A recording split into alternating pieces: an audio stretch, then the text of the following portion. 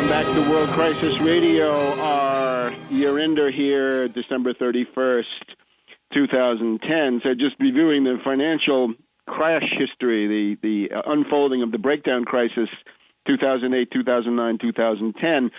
May 6th, the flash crash, an attack on the euro that boomeranged. There was a blowback effect against the New York market, so they had to relent. And that put the Anglo-Americans into disarray. Also the fact that China was taking advantage of the attack on the euro to buy up places like Greece and some others at bargain basement prices, but that, of course, created demand for euros. The Anglo-Americans very, very unhappy, right? We're thinking of Admiral Beatty at Jutland in 1916 after three of his most modern battle cruisers had blown up in the first 15 minutes, right? What's wrong with our bloody ships today? Well, back in May, June, the Anglo-Americans were saying, what's wrong with our bloody financial warfare this year? And it didn't work. It didn't work immediately. They haven't given up. They've continued, right? They've been. It's like the campaigns along the Isonzo in World War I. They were, I think, 12 or 13 offensives.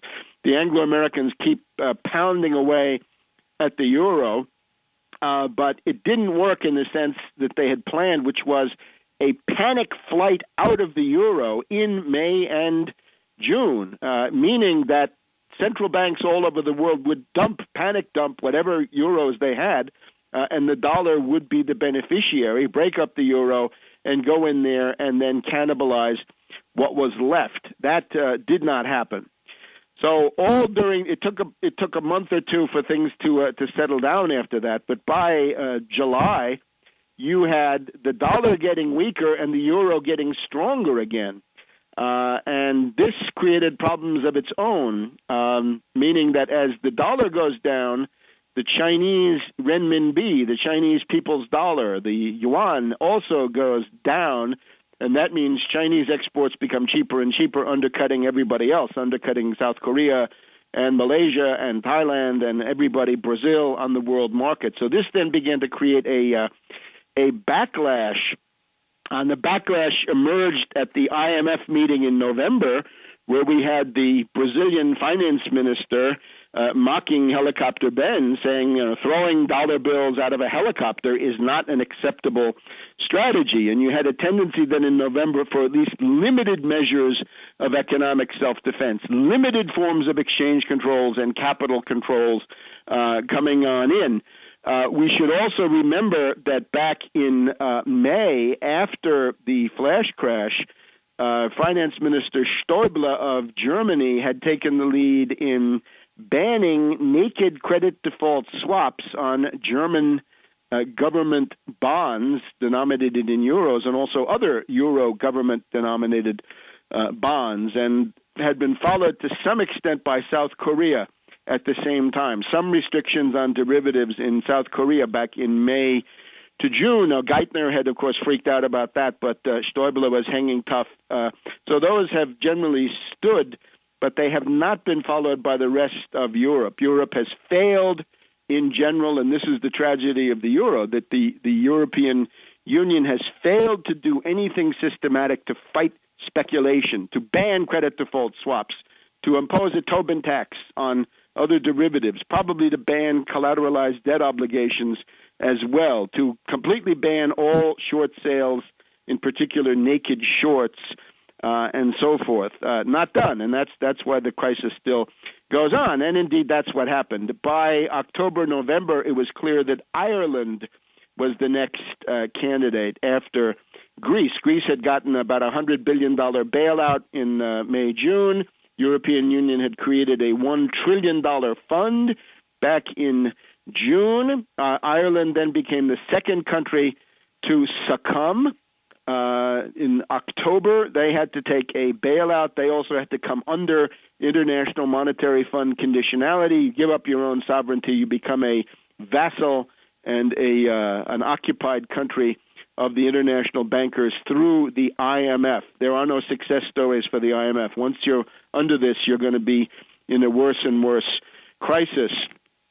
So the At the same time, though, there was a movement, and this is written up in the Wall Street Journal this past week. If you look at the Wall Street Journal of Tuesday, December 28th, as crisis sweeps Ireland, Europe lurches across the Rubicon. This is the Deauville meeting. Deauville, of course, the French resort. I think it's spelled Doughville, a good place to talk about monetary reform. So here we have Merkel and Sarkozy, two unfortunate types, despite a couple of interesting things from them in the past year. Merkel wants to make the bondholders feel the pain, and Sarkozy, needing some cover for his re-election run, goes along with it. So they've done something halfway positive. Unfortunately, it's a half measure. It's enough to get the bankers angry at you and to make them attack you, but it's not enough to shut them down. So the idea is that if you say any European country that defaults in the future, the bankers are going to take a haircut on their bonds, they're going to feel the pain too, not just the taxpayers. In theory, that's okay, right? That makes sense. It's equitable. But in practice, that means that they're going to dump your bonds and they're going to try to overthrow you politically. And that's the problem of some oligarchical congeries led by a committee of bureaucrats without a strong executive, right? That's what you would need. It would be a European executive, and I don't mean Van Rompuy, the broken man chosen because he's such a little bureaucratic mouse, but somebody with some guts, right? Some chutzpah, fegataccio. No, they don't have that in Brussels. So what happens then is this causes a big split inside the European Union, as we learn in this interesting article. Merkel and Sarkozy meeting at Deauville call into Luxembourg where the bankers are meeting and tell Trichet of the European Central Bank, we're going to write in this default clause. What happens if one of our countries defaults? And Trichet hits the ceiling, you're going to destroy the euro. So he freaks out because I've been telling them that no country in Europe will ever be allowed to default. Sarkozy says to Trichet, maybe you're talking to bankers, we're responsible to citizens. The essential tension of the modern state. Is it a creature of the bankers or of the citizens? We're told that now in the European negotiations, the obligations of zombie banks are considered to be the obligations of the country. I read you that quote a couple of weeks ago. We're also given the interesting story that when the Irish government comes out with its austerity plan to reassure the worried markets, always this mythological, childish fairy tale language when you're dealing with hedge fund wolves and predators on the attack. These are worried investors. No, they're not. They're hedge fund wolf packs looking for prey.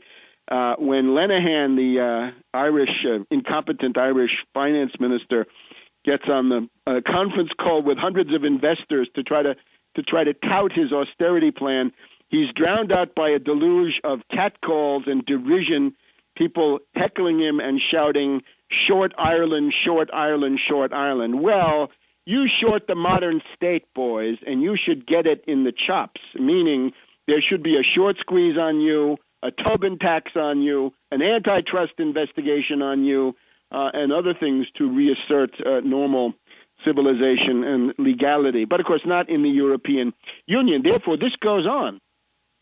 In August, Helicopter Ben at Jackson Hole had talked about the QE2 flooding of another trillion into the markets, and that's then what he did, leading to all of this tension in October and November. Just before Christmas, the European Union met and agreed that they would set up not a temporary and really illegal bailout fund, but they would now go ahead and change the Treaty of Lisbon, and they would institute a permanent bailout fund. So we're just waiting for the next round, the next wave of crisis to hit the euro as the dollar goes down. Back in a minute on World Crisis Radio.